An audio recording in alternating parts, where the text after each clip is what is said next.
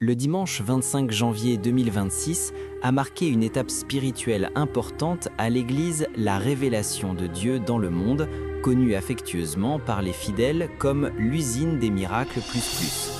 Ce jour-là, les portes de l'Église se sont ouvertes très tôt pour accueillir une multitude de fidèles venus avec une soif profonde de Dieu, une attente sincère de lumière, de compréhension et de transformation intérieure.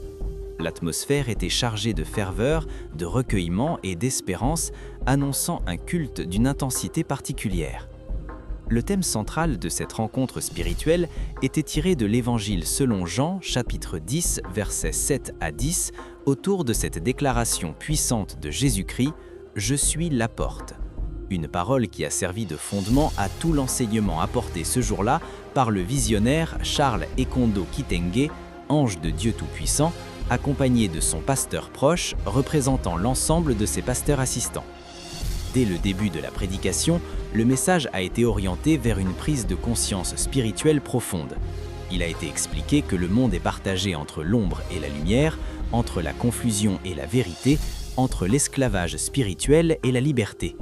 Beaucoup de personnes, avant de rencontrer Dieu, marchent dans l'ombre sans toujours s'en rendre compte. Elles vivent sous le poids du péché, des erreurs du passé, des blessures, des échecs et de multiples problèmes qui semblent sans solution.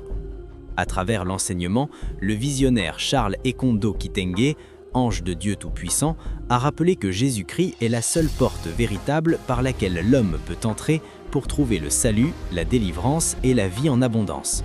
Toute autre voie qui ne passe pas par cette porte conduit à la perte, à la confusion et à la souffrance. Cette parole a permis à l'Assemblée de comprendre que toutes les influences qui ne viennent pas de Dieu agissent comme des voleurs et des destructeurs de destin. Le message a également mis un accent particulier sur la transformation des vies. Il a été rappelé que plusieurs fidèles présents à l'Église avaient autrefois vécu dans le monde, engagés dans différentes formes de péché et de comportements destructeurs. Certains étaient prisonniers de mauvaises habitudes, d'autres marqués par la violence, la délinquance ou une vie sans direction spirituelle. Mais en entrant par la porte véritable, leurs vies ont été progressivement transformées. Selon l'enseignement donné, Dieu n'agit pas au hasard. Il choisit, il appelle et il envoie. C'est dans cette perspective qu'a été présentée la mission de le visionnaire Charles Ekondo Kitenge, ange de Dieu Tout-Puissant, comme un envoyé spécial de Dieu pour ce temps et pour cette génération. Sa mission, telle qu'annoncée au cours du culte, est de conduire les âmes hors des ténèbres vers la lumière et d'aider le peuple à retrouver la liberté spirituelle dans tous les aspects de la vie. Un message fort a été adressé aux enfants de Dieu de l'Église, la révélation de Dieu dans le monde, les invitant à considérer sérieusement l'Église, la vision et le visionnaire. Il a été enseigné que Dieu a établi un ordre spirituel et qu'il utilise des instruments choisis pour guider son peuple.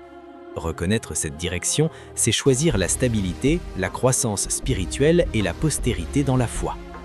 Tout au long du culte, l'Assemblée est restée attentive et profondément touchée. Des moments de silence, de réflexion et de recueillement ont alterné avec des instants de prière et de louange.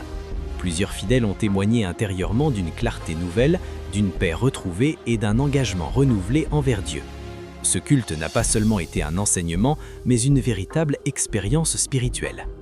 En avançant vers la fin du culte, le message a réaffirmé que passer de l'ombre à la lumière est un choix. C'est une décision personnelle de quitter les anciennes voies pour entrer pleinement par la porte que Dieu a ouverte. Cette porte conduit à la vérité, à la délivrance et à une relation authentique avec Dieu, loin de la peur et de la confusion. Le culte du dimanche 25 janvier 2026 restera ainsi comme un moment marquant dans la vie de l'Église, la révélation de Dieu dans le monde, confirmant sa vocation d'être un lieu de révélation, d'orientation spirituelle et de restauration. À travers l'enseignement apporté par le visionnaire Charles Ekondo Kitenge, ange de Dieu Tout-Puissant, les fidèles ont été encouragés à marcher avec assurance dans la lumière et à demeurer attachés à la porte véritable. En conclusion, ce culte a rappelé à tous que Dieu continue de parler, d'agir et de transformer les vies. Là où il y avait de l'ombre, Dieu fait briller sa lumière. Là où il y avait de la confusion, il apporte la vérité et pour tous ceux qui choisissent d'entrer par cette porte, la promesse demeure, une vie renouvelée, une foi affermie et une espérance vivante.